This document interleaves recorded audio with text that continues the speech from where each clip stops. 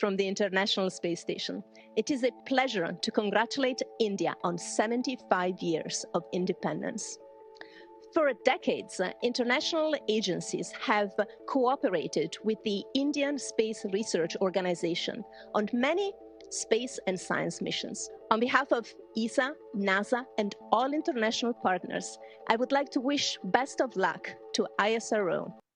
अब आप ये इमेजिन कर लें कि एक तरफ भारत है जिसने आज़ादी ली हुई है और वो कहाँ खड़ा है और हम यहाँ पे एक-एक धेले को और एक-एक पैसे को रो रहे हैं। और फिर बातें करें कि हमारी लीडरशिप को कल रात में वज़ीर-ए-आज़म पाकिस्तान को सुन रहा था।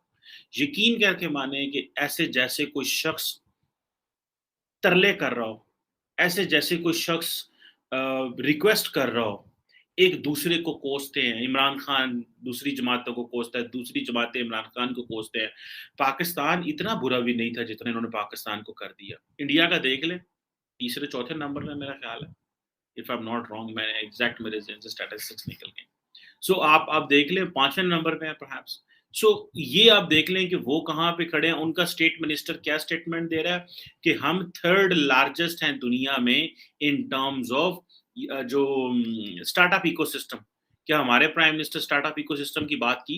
हमारे प्राइम मिनिस्टर ने तो कल रात जो स्पीच की, वो यही बड़ी स्पीच की। उन्होंने कहा सामने जो है ना पिछली हुकूमतों ने ये तबाह कर दिया, उसने ये तबाह कर दिया। इमरान खान ने 1.5 घंटा लाहौर में स्पीच की। मेरी आज सुबह किसी से बात हो रही थी, तो उन्होंने मुझे पूछा कि मैं जनाब रात लाहौर के जलसे गया, बड़ी तकरीर की खान साहब ने, बड़ी की थी, बढ़िया स्वाद आ गया, ठीक है। और सिर्फ इस चीज़ में हमें नशा है, इस चीज़ का नशा है कि उन्हें तकरीर बड़ी की थी। मुझे तो लगता है कि बेसिकली तो हमारी वो जो इंटेलेक्चुअल पॉवर्टी, वो जो गुर्बत है, दिमागी गुर्बत, हम जो इम्प्रेस हो जाते हैं पर्सनैलिटी से, और उधर इंडिया जो है वो अपनी वो उसकी आप ग्रोथ देखें, तरक्की देखें, वो कहाँ पे मुकाबला कर रहा है।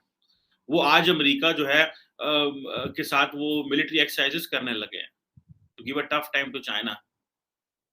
इंडिया जो है वो अपने जो स्टार्टअप इकोसिस्टम है, आईटी में सिर्फ नहीं है, एग्रीकल्चर में भी है, एविएशन में भी है, एजुकेशन में भी, एनर्जी में, हेल्थ में, ठीक है। और मुझे यहाँ से याद है कि पाकिस्तान के जो फेडरल मिनिस्टर हैं वो यहाँ से अमेरिका जाते हैं ताकि हमारी कोई सीवी मजबूत हो जाए। आई मेट समवन जिन्होंने मुझे बताया, उन्होंने कहा पाकिस्तान के फेडरल मिनिस्टर जो है सिर्फ अमेरिका जा रहे हैं, सिर्फ उनकी सीवी मजबूत हो जाए। ये पिछले कुछ अरसे में बहुत सारे पाकिस्तान के फेडरल मिनिस्टर 2-3 माह में अमेरिका गए हैं। कभी कोई डायलॉग, कभी कोई डायलॉग, कभी खुद ही चले जाते हैं, कभी कोई ऐसा इन्विटेशन होता है। अमेरिका से तो कोई भी नहीं आया। सो क्वेश्चन ये है कि हम लोग ये हकीकी आज़ादी की बात करते हैं कि हम आपको रियल इंडिपेंडेंस ले। किससे रियल इंडिपेंडेंस लेनी है? सऊदी अरब से भी तो $4 अरब ले रहे हो भाई। आईएमएफ ने कहा है कि हमें तो आईएमएफ से भी आज़ादी चाहिए, हकीकी आज़ादी। हमें तो जैसे मैंने बताया ना, सऊदी अरब से भी हकीकी आज़ादी चाहिए। हमें तो आप लोगों ने इन गुलामी और आज़ादियों में आप लोगों ने फँसाया हुआ है। अवाम तो काम करने को तैयार थी। ये जो बात कर रहे हैं ग्रेडेड ऑफिसर्स, उस वक्त तो आपकी इंडियन सिविल सर्विस थी, आईसीएस, फिर हमने उसको सीएसपी में कन्वर्ट कर दिया, फिर पीसीएस में कर दिया।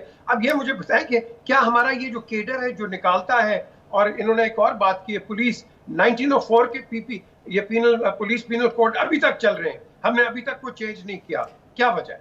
तो ऐसी कोई बात नहीं है जिसको हम एक्सप्लोर करते रहते हैं। हिंदुस्तान ने कौन से कोई नए कवानीन बना लिए हैं? उन्होंने भी इंडियन पिनल कोड में जो अपना छोड़ के गया पिनल कोड उसका अंग्रेज़, उसके कुछ हैं आर्टिकल जिसमें तरमीम किए, वैसे वो भी उन्हीं पे चले आ रहे हैं। उन्होंने कौन सा अपना कोई नया सिस्टम इवॉल्व कर लिया? उनके भी आईसीएस अफसर रहे हैं जो जिनके बाद उनकी नई सर्विसेज बनी, ऐसी कोई बात नहीं है। असल में इशू ये है कि उन्होंने बतौर कौम इस सारे चैलेंज को कबूल कर लिया है, हमने बतौर कौम इस चैलेंज को कबूल नहीं किया।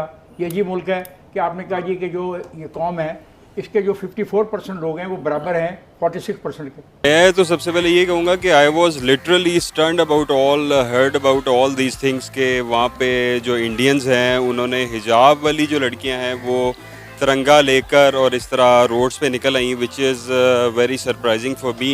और ये बहुत ज़्यादा एक हेल्दी एक्टिविटी है देखा जाए तो।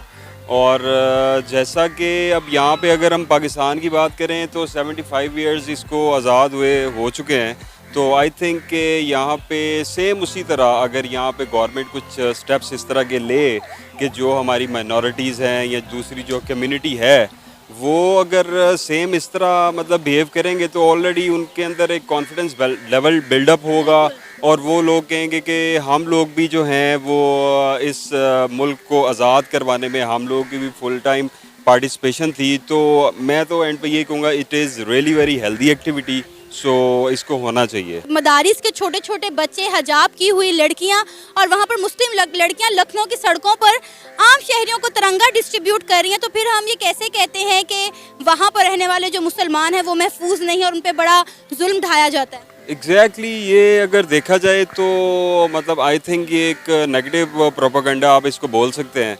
तो देखने में तो बिल्कुल यही लग रहा है